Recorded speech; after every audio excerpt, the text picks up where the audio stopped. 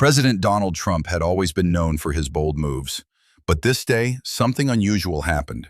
He received a handwritten letter from a humble farmer named John Mitchell, asking him to visit his struggling family farm. Instead of brushing it aside, Trump did the unexpected. He said yes. As the presidential convoy arrived, black SUVs rolled across dusty fields. Secret Service agents scanned the land with cautious eyes.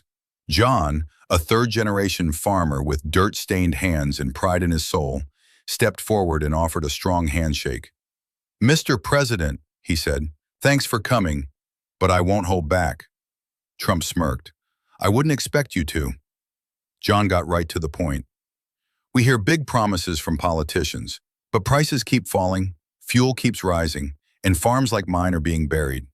Are you here to listen or just to speak?" Trump raised an eyebrow. "I respect farmers, but real change takes time." John shook his head. "Time? We don't have it. Families are breaking under debt. Big corporations are swallowing us whole." Trump folded his arms. "I've done more for farmers than most presidents," but John wasn't impressed. "Then why are we still drowning?" Tension filled the air. Secret Service agents shifted. It felt like things could explode at any moment. Lisa, John's wife, broke the silence. "Gentlemen, let's take this conversation inside." In their modest kitchen, surrounded by cracked walls and family photos, John gestured toward the fridge. "We feed thousands, but can barely afford groceries ourselves." Trump frowned. "What's holding you back?"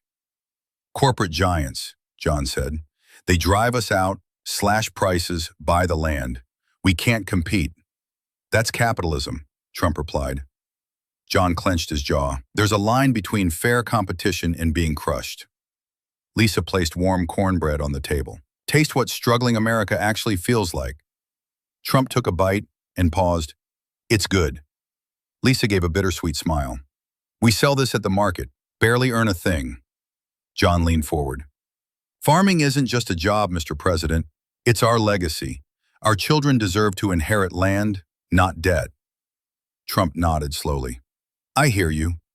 John didn't blink. "But do you understand?" Trump looked around. This wasn't a political rally or boardroom. It was real life, America's beating heart. And for once, he stayed silent and listened. John stood and rolled up his sleeves.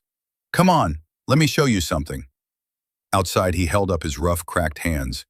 "These hands have worked this land since I was a kid, same as my father's, same as his." Trump studied them. "Hard work." "But it's not enough anymore," John replied.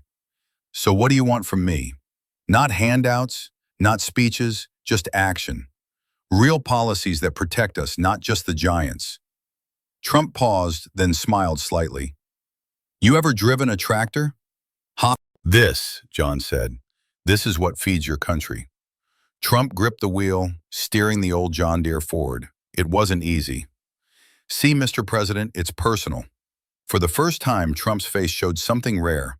Reflection. "I'm starting to get it," he muttered. Back inside, John wiped sweat from his brow. "We're not lazy, we're not looking for favors, but we're treated like risks.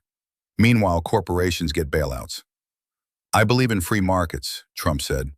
"Markets should be fair, not rigged." John shot back. "It's complicated," Trump sighed. "Not to us. If we fail, America's food fails." Trump glanced around, the barn, the field, the strain in John's voice. He saw more than numbers now, he saw people. Lisa approached. "Care to stay for dinner, Mr. President?" Trump blinked. "Dinner?" John chuckled. "We're blunt, but we're good hosts." His advisors would object, his schedule was tight. But Trump nodded. "All right." Lisa served mashed potatoes, grilled chicken, and fresh cornbread. No silver platters, just heart, sweat, and tradition. "This is good," Trump said, chewing thoughtfully. "Made by real hands," Lisa replied. "So," John said, leaning in, "what happens when you leave?" "I don't forget moments like this," Trump replied. "We'll see," John muttered. Something in that dinner shifted everything. "Corporations control too much," John added. "We're pushed to sell our land. We can't win." "What's the solution?" Trump asked. "Protect small farmers, fix the trade game." "I've been tough on trade." "And yet we're still bleeding." Lisa jumped in. This isn't math, it's people. Generations. Trump looked around again, and this time he saw it all clearly. So what now? John asked. No empty promises, Trump replied. Good, because we don't trust those, John said. Trump stood, extending his hand. Give me time. We don't have much, John replied, but shook his hand. As the convoy left, Trump looked back at the fields. This wasn't just politics anymore, it was personal.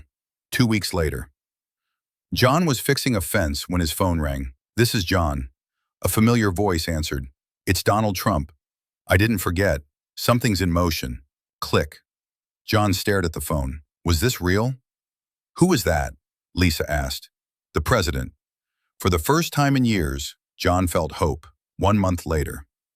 John sat in his truck when the radio buzzed. Breaking news, President Trump has signed an executive order to protect small farmers from unfair corporate practices. John jumped out of the truck. He actually did it. Across the country, farmers listened in disbelief. A president had not just listened, he had acted. Then, another black SUV pulled into the farm. Mr. Mitchell, an agent said, the president wants to see you. Moments later, Trump stepped out and shook John's hand. Told you I wouldn't forget. I'll admit, I'm impressed, John said. I don't just talk, I deliver. Back at the table, Trump leaned in. I want to hear more. This fight's not over. They walked the fields together. What else do farmers need? Trump asked. Roads, irrigation, equipment, real access. Let's make it happen, Trump replied. You're serious? You should know by now, I don't joke about winning. For the first time in years, John saw a future where farming wasn't a losing battle. It had started with a simple letter. News crews surrounded the farm. Why did the president return? One reporter asked. Because he cares, John answered. Critics said it was for cameras, but John knew better. Trump faced the press. Farmers are the backbone of America, and I won't let them fall. Politics faded. Something real was happening. Farmers began calling John. You actually made him listen. I just told the truth, John replied. Then Trump called again. You've become the face of this movement. I'm just a farmer, John said. Exactly, Trump laughed. Then came the offer. I want you on the advisory board. Me? Who better to speak for real farmers? John looked at Lisa. She nodded. Maybe this was his chance. At the White House, John sat with policymakers. Trump gestured to him. Tell them what farmers need. John cleared his throat. Let's get to work. Months later, John watched his kids run through golden fields. Lisa smiled. You changed things. We did, John said. A simple letter. A powerful meeting. A movement born from the soil of one struggling farm. Sometimes, the most unexpected conversations rewrite history, and this one did.